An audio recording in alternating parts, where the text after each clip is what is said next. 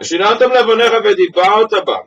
When should you learn Torah? All the time. ושבתך בביתך ולכתך בדרך. When you're at home, when you're on the road. There's a Mishnah in Pirkei Avos, Perek Dalet Mishnah Yud Beis. Reb Meir teaches us, Havei memayet ba'esek. Minimize the time you spend in the business, ve'asok ba'Torah. And study Torah. Engage yourself in the Torah. Studying Torah. Then Reb Meir continues and says, ve'shval ruach bifnei kol adam. Should be humble to everyone. Then Reb Meir goes back to speaking about Torah. Ve'im bitalta min ha'Torah yesh lecha betelim harbe kenegdecha. If you're going to nullify time and not learn, HaKadosh Baruch Hu will create more reasons for you to nullify Torah. Ve'im amalta b'Torah, but if you toil in Torah, you should know. Yesh lo sachar harbe liten lach. HaKadosh Baruch Hu has plenty of reward to give you, but we should analyze this Mishnah. If a man is talking about toiling in Torah, clinging to Torah, why does he plug in the middle? We should be very humble. Either talk about humility at the beginning of the Mishnah and then discuss Torah. Or perhaps the reverse, speak about Torah and at the end say, by the way, you should be very humble. The Tiferes Yisrael explains. The first instruction of Reb Meir was, minimize the time in the business. And engage in Torah study. But then perhaps you will look at others who are not at your level yet. And you will feel great about yourself, and you will look down at them. Says Reb Meir, even though you are now engaged in Torah study more than what you were before, and some of your friends are not, yet, be humble. And Reb Meir is talking specifically about your friends who are not at the same level as you. Be humble towards them as well.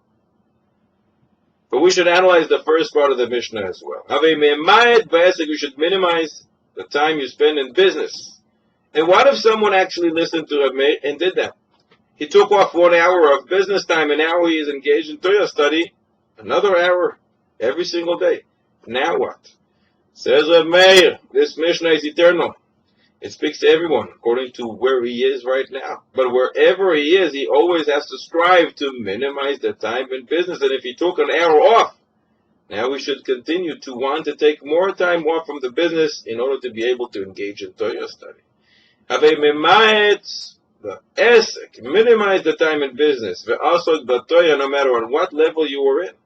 Perhaps it also means minimize the chashivus, the importance you give to your business. Understand it's just a mean to an end. And even if you're stuck in the business for 10, 12, 14 hours,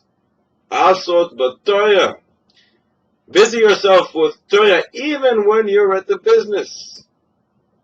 Perhaps one should continue striving to lower the time that he's working up to the point where he is at the level of bitachon of the Chazon Ish.